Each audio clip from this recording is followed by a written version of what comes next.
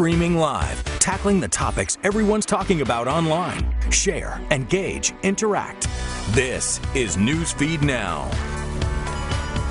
Good Thursday afternoon, everyone. I'm Stephanie Sharp, and for Aaron Nolan today, we hope you had a very wonderful Merry Christmas.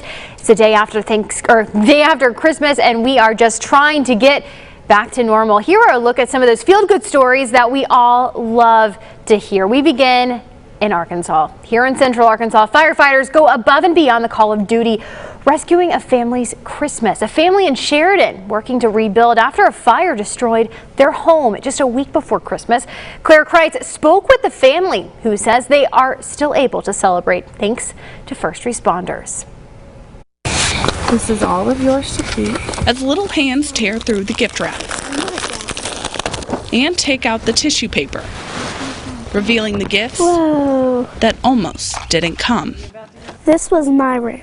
It was just a week before Christmas. I got the call that our home was on fire. When Bethany Yatzis got to her house, flames were shooting out of the windows. You look at all the work and blood and sweat and tears that you've put into something, and then you watch it go up in flames. But I mean, we look at the bigger picture here. That bigger picture looked almost as if Santa himself had come to save Christmas.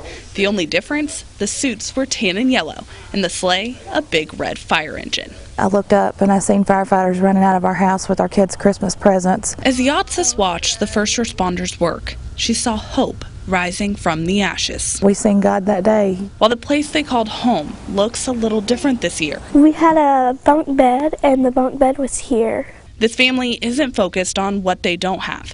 Instead, they're focused on what they do. Each other.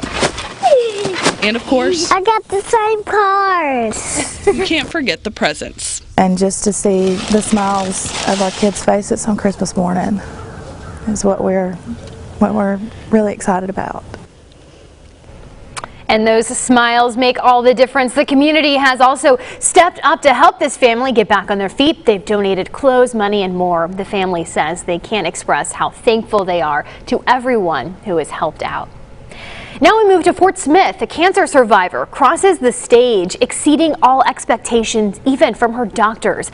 Doctors initially told her she would never be able to read or comprehend ever again. But she proved them wrong. Recently graduating from the University of Arkansas Fort Smith, Lauren Kirkow has the story. At just 6 years old, Lauren was the healthiest child you could ever know. Lauren Luganbill was diagnosed with stage 4 brain cancer. I was in a wheelchair. My head was cocked to this one side, and I couldn't talk for a while.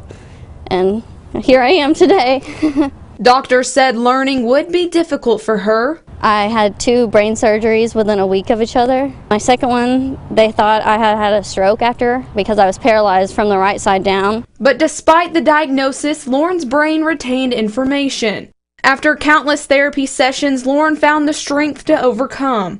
She learned to use her left hand to write, and with time, learned to walk again. When I walked through the doors into the stage of the Stubblefield Center, I almost cried. I got tears in my eyes.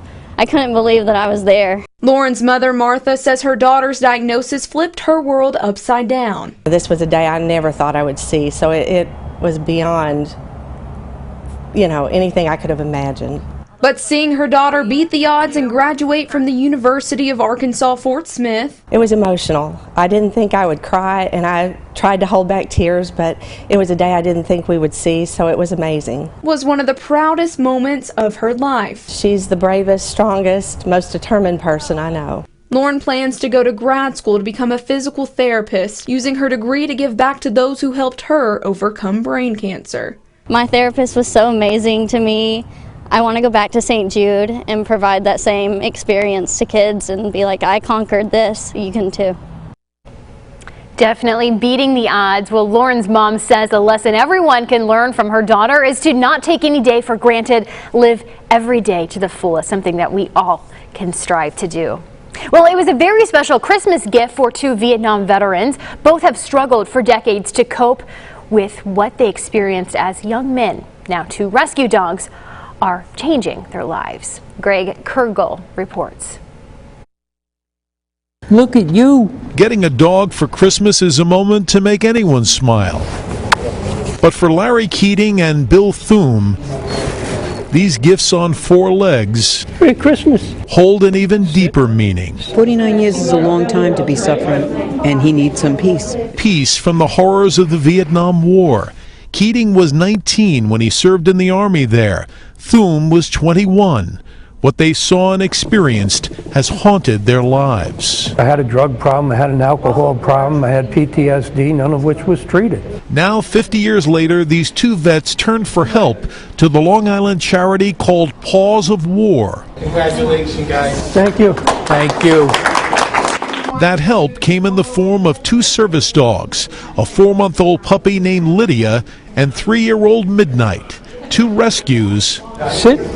Sit, baby. To help rescue these aging warriors. Restore my confidence, which I think is something that my grandchildren need to see. The dogs will be trained to help comfort the vets, calm their anxieties, even alert them when to take medications. I've never seen him smile so much. I said, I've been married to you 47 years. I haven't seen you smile that much. Oh, it's the greatest present ever. A present to make these vets whole again. That bond, it makes you feel so good. Look what I have. Good girl. Well, it was a simple act of kindness, but it made the day for an anxious 9-year-old boy in Washington, D.C. A U.S. Postal Service worker agreed to deliver his last-minute letter to Santa. Jay Croft has this story for us.